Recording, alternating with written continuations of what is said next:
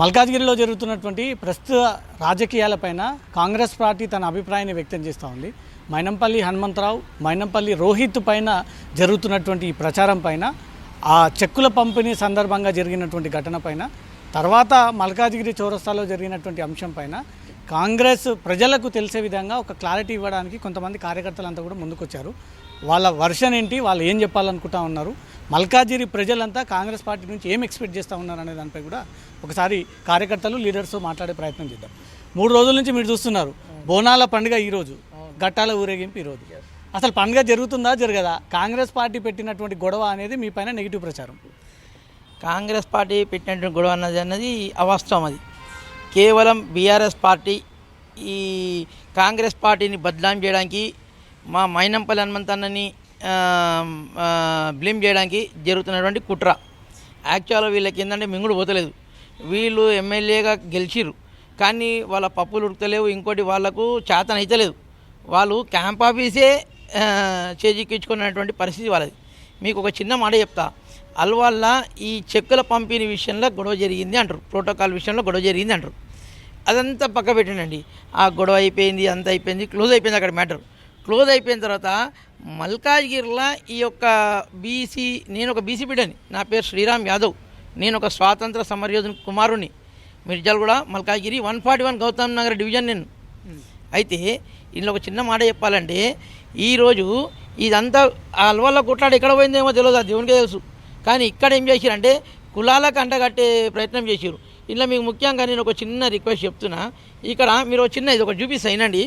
ఇక్కడ మీరు చాలా స్పష్టంగా వినండి. ఇక్కడ ఏమంటారు వినండి.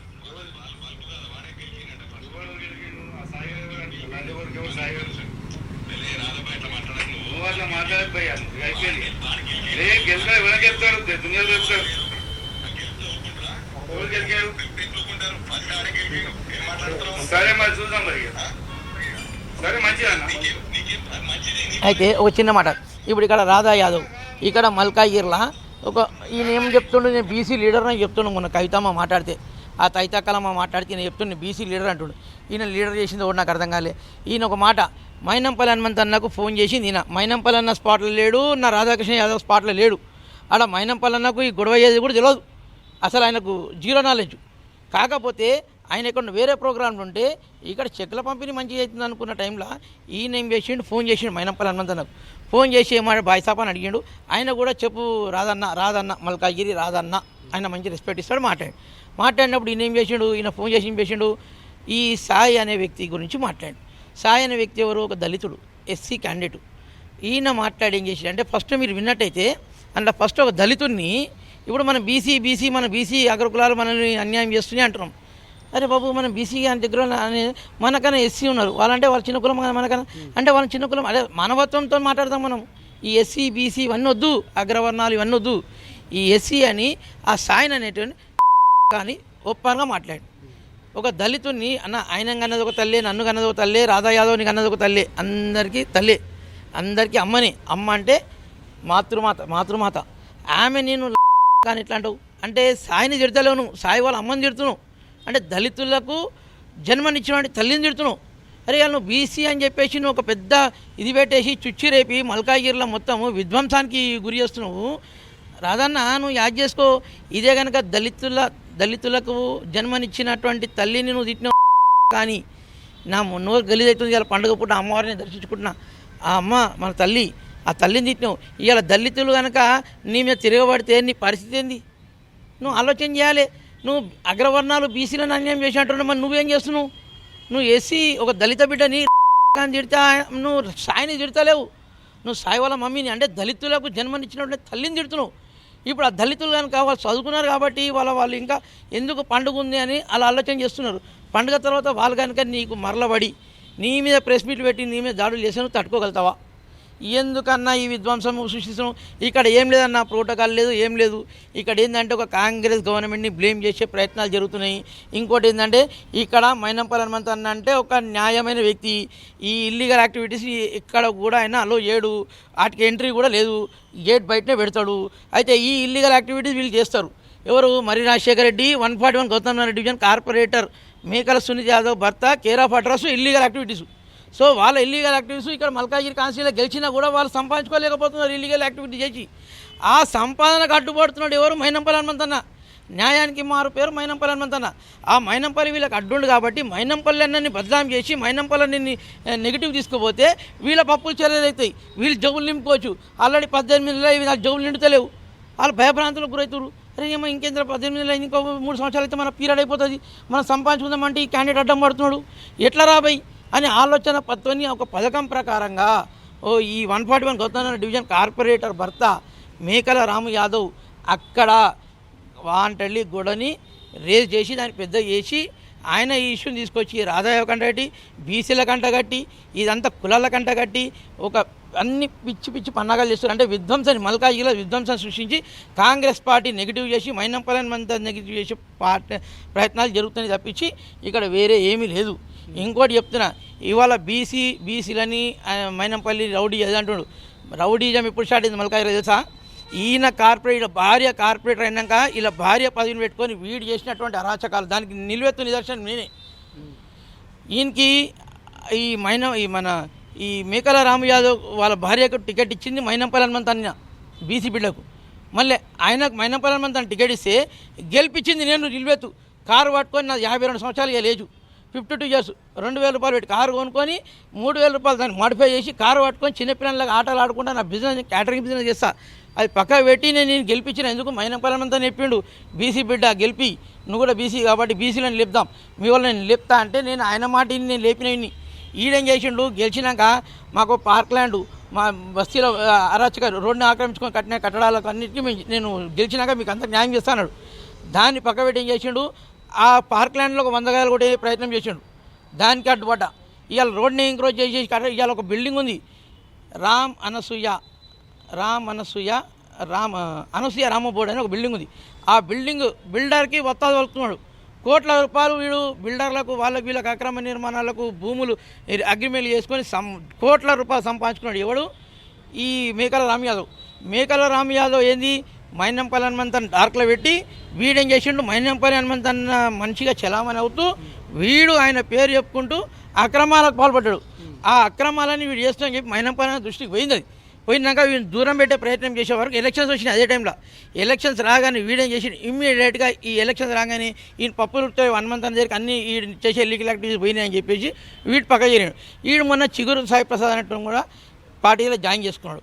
పార్టీ వాడేమంటాడు, నాకు 100 మంది యూత్ ఉన్నారు, నాకు అది ఉన్నారు ఇది ఉన్నారు, నేను మైనంపల్లి హనుమంతన్న దగ్గర పోయినా మైనంపల్లి హనుమంతన్న నాకు గేట్ బయట వెళ్ళగొట్టేసిండు, రామ్యాదవ్ తిరుగుతే అని తప్పు అవాస్తవం. అది మైనంపల్లి హనుమంతన్న వాడు వచ్చి ఏం చేసిండు, వీడు ఒక కోవర్టు, వీడు ముఖ్య అనుచరుడు. ఎవరు?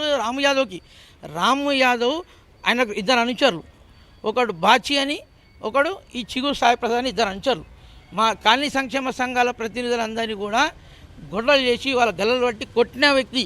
బాచితోనేమో జ్యోతినగర్లో సంక్షేమ సంఘం ప్రతినిధులను కొట్టించాడు. నేను నంబర్ ఇస్తా కావాలంటే ఎవరిని పోతే కొట్టినాడు సీనియర్ సిటిజన్.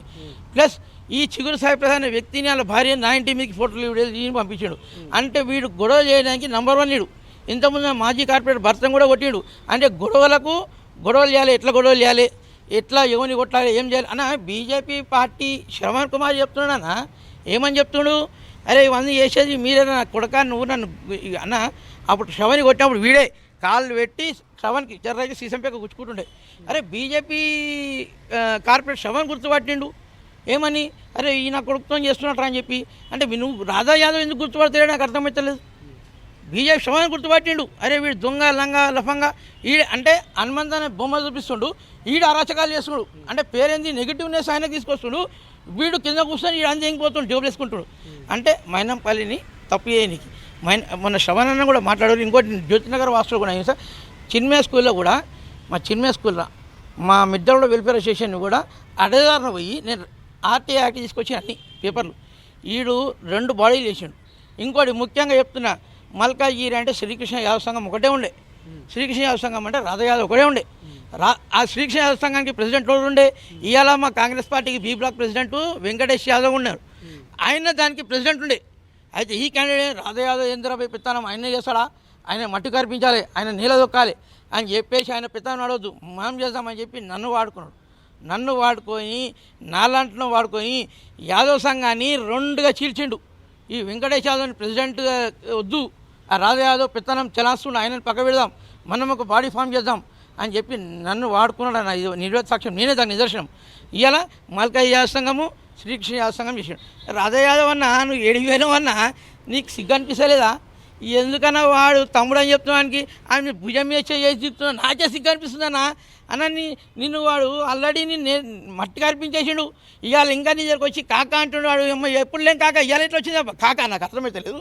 నీ కాక అంటే అందితే కాలు, అందకపోతే తలకాయ తీసేస్తాడు. వీడు మధ్యలో తేరు సూర్య అని అనిచాడు భానుడా, ఈడ భానుగంట అయిపోయాడు.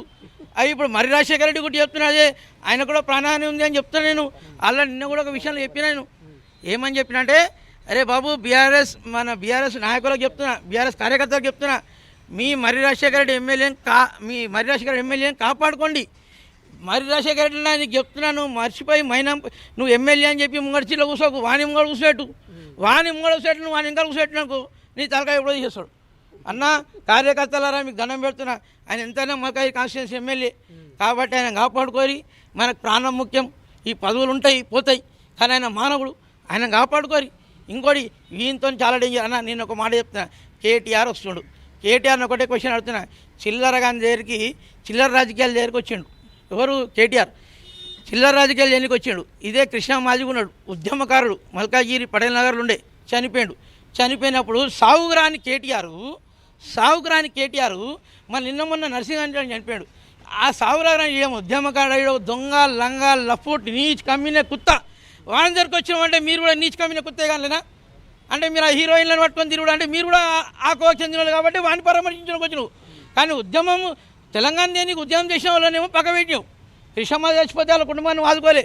మైనంపల్లి మందని వచ్చి ఆయన కుటుంబాన్ని ఆదుకుంటూ ఆయన చనిపోయినాక పరామర్శకు వచ్చిండు. మరి నరసింహరావు చనిపోయాడు.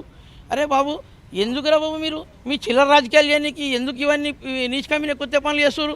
కలిసి పని చేద్దామంటారు. ఇలా మర్రి రాజశేఖర రెడ్డి ఏమంటారు? కలిసి పని చేద్దామంటాడు. కలిసి పని చేద్దామంటే రండి. ఇంకోటి అన్న ఒకటి చెప్తున్నా ఒక్కటి ఈడేమంటుండు, ఎవడు మేకల రామ్యాద్ అంటుడు, మైనంపల్లి హనుమంతం తిరియనియా, మైనంపల్లి ఎంత రౌడీ.